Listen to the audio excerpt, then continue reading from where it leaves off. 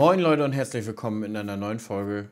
Kurze Folge, ihr habt mich nochmal gebeten, ich habe danach gefragt, wollt ihr nochmal ein kleines Tutorial, eine kleine Anleitung haben, wie man sich eine Potenzialkarte, eine Applikationskarte, eine Streukarte erstellt. Machen wir ein kurzes Video draus, ist ja noch früh im Jahr, die Saison hat gerade erst angefangen mit Düngung, mit Pflanzenschutz, mit Gärrestefahren, da kann man das immer nochmal nutzen. Und würde sagen, wir quatschen nicht weit drum rum, wir fangen mal direkt an. Wichtig ist zu sagen, dass hier keine Produktplatzierung oder ähnliches, ich kriege dafür kein Geld von 365 FarmNet. Ich nutze das, weil ich dieses Programm schon viele Jahre nutze und weil es einfach ein gutes Basic ist und die Grundfassung ist kostenlos von dem Programm. Von daher kann man es so erweitern, wie man es möchte und kann man es so weit reduzieren, wie man es nicht mehr möchte. Ich habe mir jetzt tatsächlich auch für euch ein Probekonto gemacht von dieser Seite, also 365 FarmNet, wie hier oben steht, heißen die. Leute, die das machen, dazu brauchen wir dann erstmal nochmal einen Schlag, den wir uns hier anlegen müssen, den wir im Prinzip analysieren müssen. Gehen wir hier auf Schlag hinzufügen. Dann scrollen wir hier mal ein bisschen umher, suchen uns mal einmal fix und legen uns einmal den Schlag an. Dazu müssen wir uns erstmal einmal hier einen Namen geben für den Schlag. Ich suche einen ganz bestimmten, Windmühle, 28 Hektar. Genau, wenn wir das Ganze hier eingegeben haben, gehen wir auf Schlaggrenzen erfassen. So rum ist es richtig. Und dann suchen wir uns mal einmal fix und dann suchen wir einmal fix, wo der Schlag ist. Da ist er. Ich habe diesen Schlag ganz bewusst gewählt, weil er uns ein, zwei Dinge ganz cool zeigen wird mit diesem Programm, die dann auch möglich sind. So, das zeichnen wir einmal alles schön ein. Wichtig ist, Windräder, etc. alles schön rauszeichnen, weil die verfälschen ja so ein bisschen unser Ergebnis. So, mit einem Doppelklick beenden wir das Ganze und dann gehen wir hier einfach auf Hinzufügen und auf Speichern. So, jetzt haben wir das Feldstück hier uns eingezeichnet. So, haben wir hier noch schnell das Wasserloch mit rausgezeichnet. Hinzufügen und speichern. Dann ist dieses Feld jetzt sozusagen fertig. Wir brauchen jetzt keine weitere Historie. Wir gehen jetzt auf Pflanzenbau. Da brauchen wir hier diesen Baustein Crop View. Der ist im Grunde genommen da gar nicht drin. Man hat aber hier anfangs die Möglichkeit, den 10 Tage kostenlos zu testen. Da müsst ihr nichts ausfüllen, kein Konto hinterlegen oder ähnliches. Ihr sagt einfach Testphase starten. Achso, Datenfreigabe, Testphase starten. Später bezahlt man dafür und ihr könnt auch tatsächlich euch den Baustein anzeigen lassen unter Preis. Ist vielleicht für die einigen interessant. Das heißt, der Grundbaustein kostet 18,75 für 50 Hektar. Und dann gibt es hier einen Preiskalkulator, Betriebsgröße. Ich nutze das zum Beispiel für meine Ackerflächen, nur für die Ackerflächen, für die Grünlandflächen habe ich es schon einmal fertig. Okay. Ich kann euch aber im Groben sagen, okay, hier kosten 100 Hektar 31,25. Ich kann euch im Groben sagen, von der Preisstaffelung, ich liege, glaube ich, mit meinen 650 Hektar Acker bei, ich glaube, 117 Euro. Genau, und das buche ich mir für meistens 2 Monate. Ungefähr Anfang Februar geht's los. Und dann ja, bis zum April oder ähnliches, je nachdem, wie lange man die braucht, dann kündigt man das wieder. Und dann ist man relativ schnell durch. So, jetzt haben wir uns das Ganze gebucht. Jetzt gehen wir auf Pflanzenbau. Jetzt haben wir hier den Baustein. Was wir jetzt machen können, wir haben jetzt hier eine Fläche, die können wir jetzt auch tatsächlich auswählen, hier. Ne? Ansonsten, man kann hier mit dem Symbol aus der Karte das anwählen oder hier einfach reindrücken. Dann gehen wir jetzt hier auf, nicht auf Vegetation, da könnten wir uns jetzt die aktuelle Vegetation angucken. So sieht es gerade aus auf dem Feld. Hier sieht man ganz witzig, habe ich selber noch nicht gesehen, das war hier das ganze Vorgewende, was ihr hier so seht. Und zwar, hier hat ja der Fendt ideal gedroschen mit der Gerste. Und genau bis zu diesem Punkt hatten wir diese hohen Verluste. Die sind uns dann hier aufgefallen, die haben wir hier abgestellt. Und was ihr hier eigentlich seht, dass hier die Zwischenfrucht am besten stand, weil das dann hier auch abgefroren war. Und hier ist das die ganze Ausfallgerste, die dann noch nachkam. Okay, das seht ihr im Prinzip sofort, das könnt ihr euch hier angucken. Ihr könnt hier jederzeit eure Vegetation verfolgen. Ich weiß gar nicht, ob ihr das mit Historie hier drin habt. Doch, habt ihr auch mit Historie. Das heißt, ihr könnt euch diese Fläche auch aus dem letzten Jahr nochmal angucken. Wenn ihr jetzt sagt, wie stand das jetzt eigentlich letztes Jahr im Mai hier? So. Da haben wir keine Bilder. Die Sonnen signalisieren eigentlich immer, da sind Bilder da.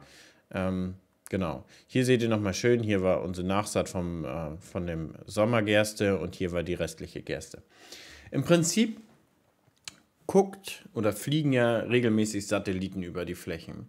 Und diese machen halt Messungen und im Prinzip wird eigentlich bloß das reflektierte Licht gemessen und daraus kann man im Prinzip den NDVI ermitteln oder beziehungsweise das ist der NDVI. Das ist der normal differenzierte Vegetationsindex, musste ich tatsächlich nochmal ein bisschen nachlesen für die Abkürzung. Das heißt ja im Prinzip, da wo viel Photosynthese betrieben wird, da wo hoher Chlorophyllgehalt ist, reflektiert das Licht anders als wenig. Deswegen haben wir hier zum Beispiel in der Hochertragszone, jetzt sieht man das gerade zum Beispiel richtig dunkle Zonen. Und hier, wo es hell ist, wo die junge Gerste gerade erst am Aufwuchsen war, ist es rötlicher. Das heißt, da haben wir weniger. Wenn wir jetzt das Ganze ein bisschen fortschreiten, dann können wir uns das Ganze sogar nochmal im Mai angucken. Irgendwann werden wir auch sehen, kommt der Trockenschaden zustande. Sehen wir hier jetzt nicht, aber hier sehen wir zum Beispiel, hier ist die Dunkelfläche sehr ausgeprägt, hier am Rand, da haben wir eine bessere Wasserversorgung. Da haben wir keine, aber so kann man seine Fläche ein bisschen nachvollziehen und verfolgen.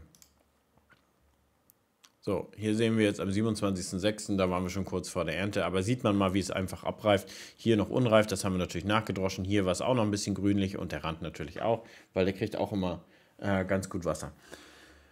Das wollte ich aber nur zeigen, also ihr könnt auch permanent eure Vegetation hier beobachten. Potenzialkarte, gucken wir uns jetzt an. Jetzt haben wir folgende Möglichkeiten. Ladepotenzialkarten, ne? Also laden wollen wir jetzt erstmal nicht, wir wollen eine erstellen. Wir haben hier die Karte, Windmühle. Dann haben wir hier die ganzen Jahre, die wir heranziehen können. Ne? Also wenn wir zum Beispiel jetzt schon wissen, die und die Jahre waren nichts, dann brauchen wir die nicht heranziehen, aber wir können das mal alle anhaken.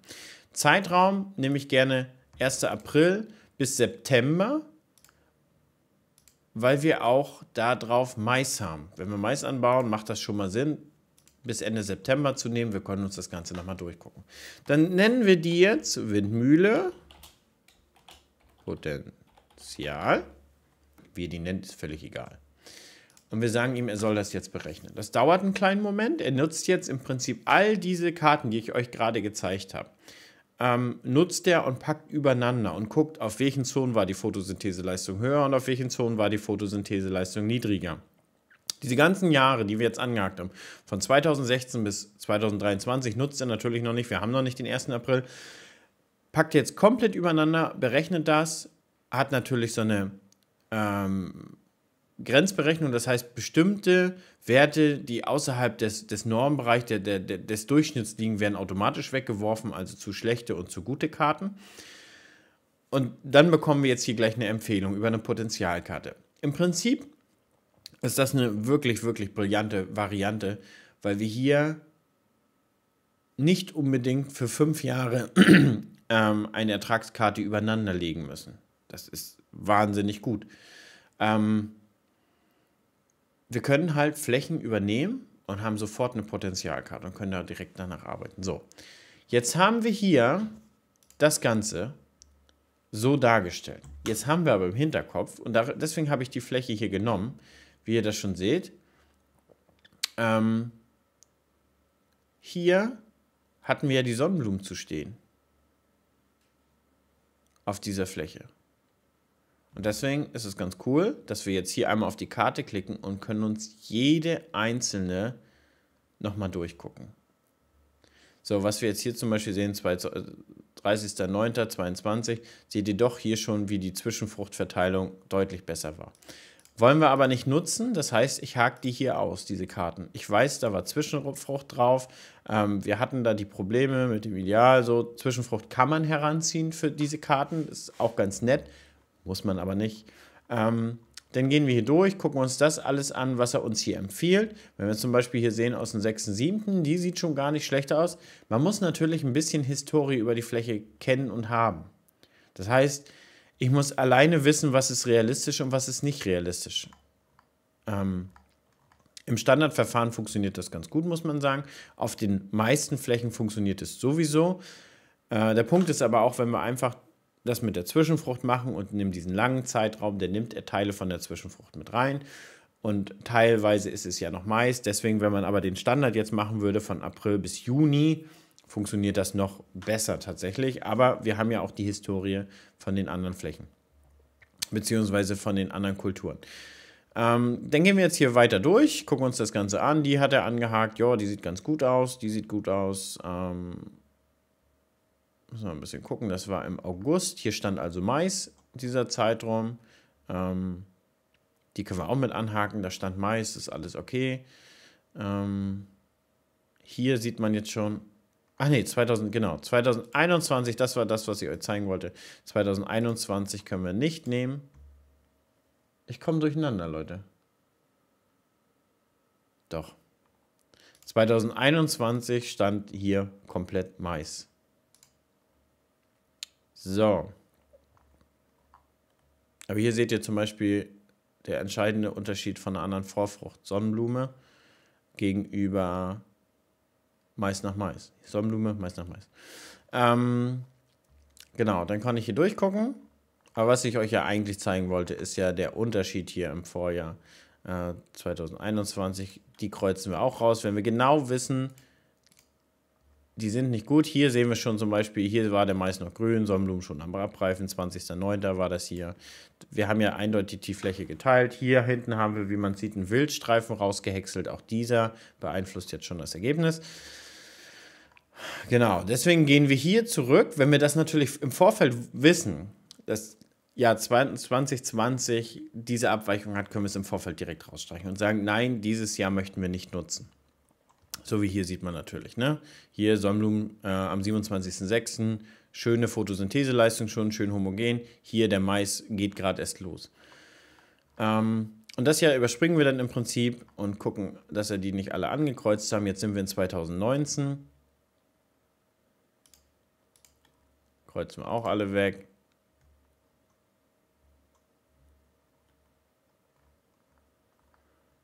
So.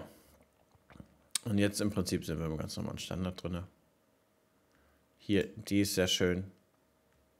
Die ist auch sehr schön. Die ist auch sehr schön. Man muss halt gucken, dass man gute Varianten findet,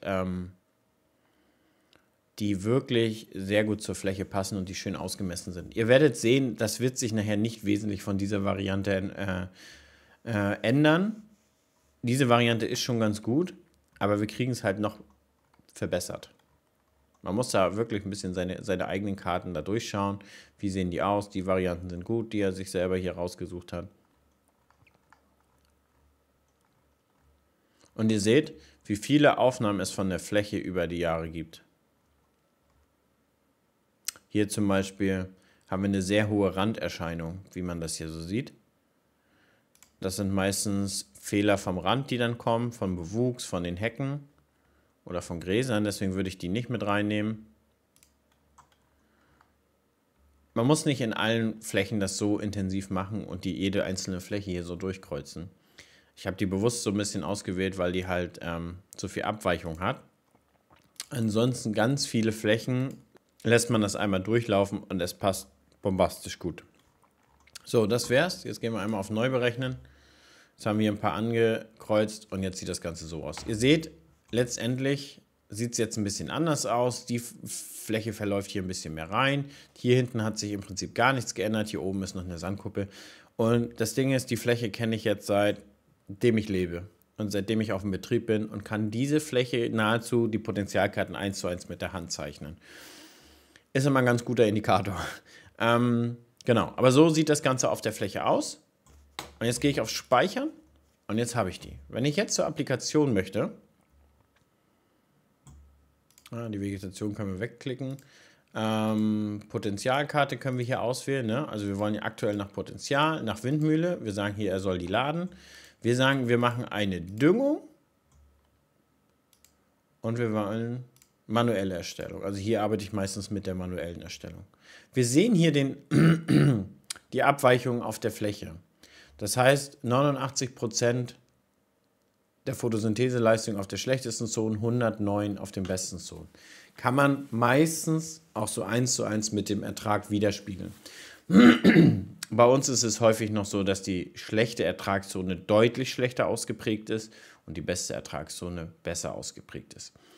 Nichtsdestotrotz kann man das sehr, sehr gut als Anfangswert nehmen für eine Streukarte. Das heißt, wenn ich hier manuell erstellen will und wir wollen jetzt 100 Kilo von etwas streuen, dann ist ja der Mittelwert hier in der Mitte die 100.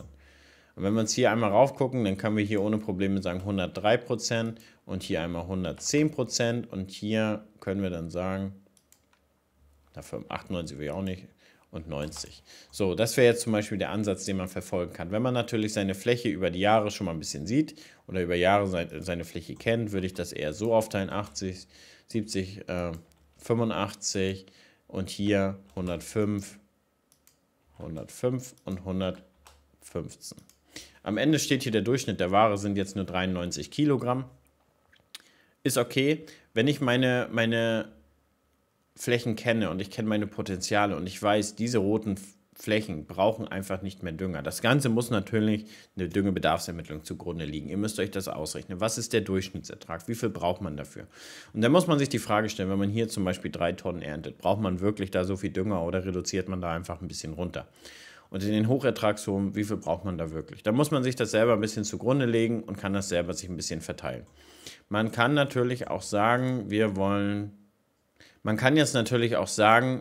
jetzt hier 100 Liter auf dem Hektar ausbringen und sagen berechnen. Dann verteilt er dieses ganz normal nach den Prozenten. Also ihr seht, stärkste Ertragszone 108%, 88% in der schlechtesten Zone ist genau dasselbe, verteilt er das auch. Ich kann jetzt aber auch, wie gesagt, das selber nochmal manuell bearbeiten. Das ist so, wie man das möchte. Grundsätzlich, das ist schon mal ein guter Anfang und damit kriegt man schon mal eine Menge optimiert. Und am Ende kann man das als ISO XML exportieren, also als eine Aufgabendatei. Oder ich arbeite immer mit Shape. Das ist einfach nur eine Karte, die im Prinzip die Informationen hinterliegen. Dahinter liegt jetzt keine Fläche, kein Anbaugebiet, beziehungsweise ja, die Fläche schon. Aber wenn man jetzt einen Job sicherstellt, kann man ja da auch schon das Arbeitsgerät hinterlegen, die Maschine, den Fahrer, die Fläche und. Und das brauche ich im Prinzip gar nicht. Und die simpelste Variante, die wirklich nahezu immer funktioniert, ist eine Shape-Datei. Muss man ehrlich sagen, das funktioniert immer ziemlich gut. Deswegen arbeite ich immer mit Shape-Dateien, hat man die wenigsten Fehlerquellen und gut ist. Also gehe ich hier auf Export Shape. Da ich ja nur die kostenlose Version nutze, kann ich es hier nicht exportieren. Ansonsten würde jetzt hier ganz einfach eine Shape-Datei kommen. Ich kann euch das einmal mal kurz zeigen. Moment. Genau. So. Hier sind meine Streukarten aktuell vom Gerastefan. Das heißt, man hat jetzt hier so einen Ordner. RX kann man den nennen, muss man aber nicht. Bei Fendt zum Beispiel braucht er keinen bestimmten Namen. Bei John Deere muss er RX heißen, damit man ihn einlesen kann. Bei New Holland habe ich keine Ahnung. Bei Klaas glaube ich auch einfach nur die Dateien. Und hier sind jeweils 4 Dateien von der einzelnen Streufläche drin. Die brauchen wir dann auch immer. Das heißt, hier sind meine ganzen, hier ist der Winterweizen drin und das war's. Das lade ich im Terminal ein und dann geht die Fahrt los und dann erfolgt die Verteilung automatisch. Aber ihr seht im Prinzip, das ist hier kein Hexenwerk. Wenn man so ein bisschen seine Flächen kennt, funktioniert das sehr, sehr gut. Ich kann auch eine Fläche euch mal zeigen. So, die zeige ich euch einfach mal kurz.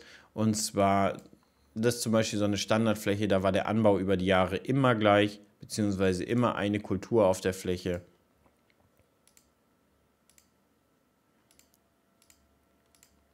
Hier hatten wir Ackergras, hier haben wir Striptill gemacht. So. Und dann, da ist das Wasserloch. Zeichnen wir das Wasserloch schön raus.